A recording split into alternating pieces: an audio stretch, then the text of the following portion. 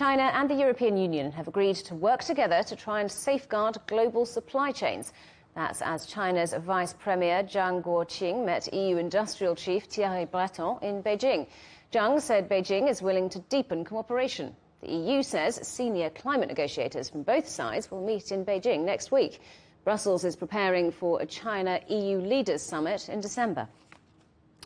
Well, let's talk now to David Mahon, who's Executive Chairman at Mahon China Investment. Good to see you on the programme, David. Thank you for joining us. So we have the EU-China Summit to look forward to in December. Before that, how significant is this meeting? Well, it seems to be centred around the possibility that the European Union may slap tariffs onto Chinese EVs.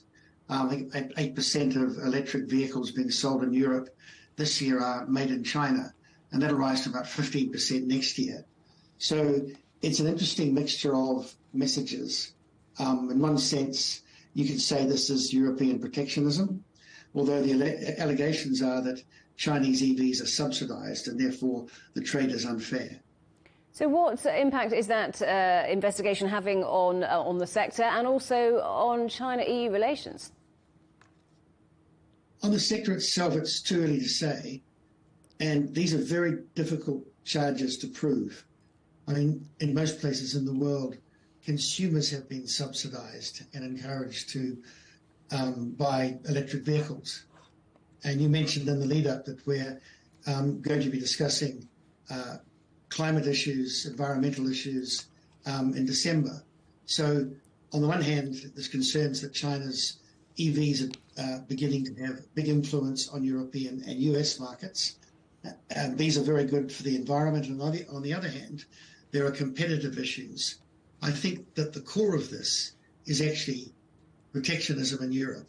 Europe is like a fortress when it comes to particularly developing countries trying to sell into it. So the sector immediately is probably not affected yet, but I do think that the political situation or the relationship is going to be tenser in the next 4 weeks or so. Well, China has called for a fair and non-discriminatory environment more broadly for China-EU trade cooperation. What might that look like? How might that work? Well, I think the politicians will be saying one thing, and it's the same with the US. You get a very strident voice. It's usually carried in, particularly Anglophone media, that China's doing things unfairly, China's a threat to domestic interests. But then you have the business communities.